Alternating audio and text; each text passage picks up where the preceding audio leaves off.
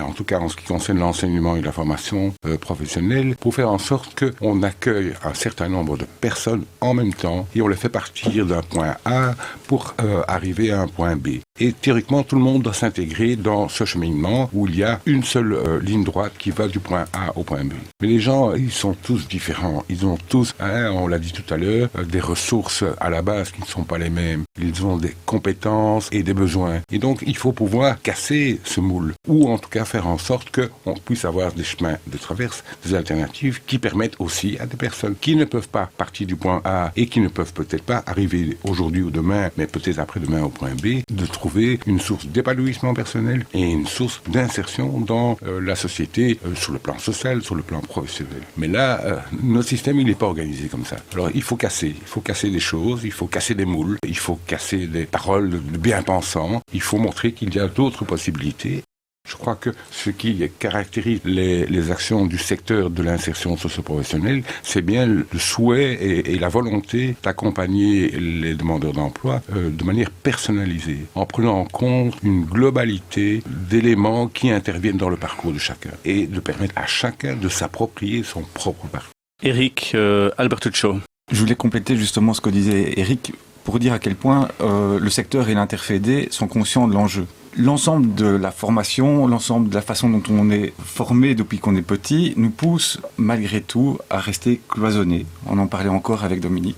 Or, aujourd'hui, l'enjeu ici, c'est sortir des moules, permettre de faire différemment, proposer des choses plus globales aux personnes. Et donc, pour y parvenir, il faut déformer les gens pour leur repermettre de penser autrement. Et c'est un des défis de la formation continue dans le secteur. Alors, c'est très difficile parce que nous-mêmes, en tant que coordination pédagogique, on a du mal à nous forcer à penser autrement. Or, c'est vraiment ça. Les formations que l'on met en place aujourd'hui s'organisent de telle manière à ce qu'on permette aux gens de se rencontrer dans les lieux différents, apprennent à parler différemment et apprennent réellement à construire un savoir collectivement. On ne peut pas demander aux formateurs de devoir faire ça avec leurs stagiaires si eux-mêmes n'ont pas appris à le faire par eux-mêmes et n'ont pas compris, plus que compris, vécu que le partage de savoir est une qualité. Et donc, on est conscient des limites que l'on a, mais on est aussi conscient de notre capacité à pouvoir dépasser ces limites. Et c'est pourquoi le programme de formation de l'Interfédé a pour défi de proposer aux travailleurs du secteur des cadres collectifs pour pouvoir apprendre à penser et à travailler ensemble.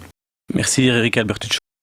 Et donc, dans ce que disait Éric, ce qui est l'essentiel aujourd'hui est un changement de posture. Et donc, c'est pas tant une question d'outils, de méthodes, etc., mais quelle est la posture que j'adopte comme formateur? Et donc, la différence que je ferai entre individualisation et personnalisation, un individu, on se dit qu'on doit avoir une action sur l'individu. Si on travaille avec des personnes, on travaille avec des personnes. Donc, où on construit ensemble des savoirs et en reconnaissant qu'on a des savoirs différents. Et l'important aussi, c'est de pouvoir passer du jeu au nous. Il y a chacune des personnes avec ses désirs, ses aspirations, et puis il y a des choses qu'on partage en commun. Et donc, comment on peut construire aussi du savoir collectif qui nous permette d'atteindre les objectifs que nous nous fixons collectivement. Et puis, il y a le nous tous ensemble. Et le nous tous ensemble, c'est inscrit dans une société. Et donc, comment, à partir du jeu, vers le nous, vers nous tous, on peut faire que les choses changent. Donc, ce changement de posture, pour moi, il est crucial parce qu'il doit être partagé par les apprenants et les personnes avec lesquelles nous travaillons. Et ça ne peut pas se faire que d'une manière unilatérale de la part du formateur. Ça doit aussi être partagé par les personnes que nous accompagnons. Et là, on voit bien le chemin qu'il y a à parcourir, vu la position dans laquelle on met les personnes aujourd'hui, où on doit les motiver. Donc, on a toujours une action sur l'individu et pas une réflexion sur les actions à mener sur l'environnement de la personne, l'environnement des personnes.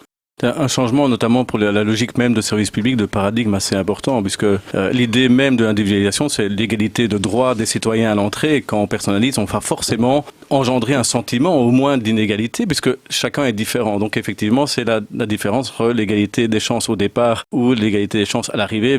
Radio27.be, bien entendu.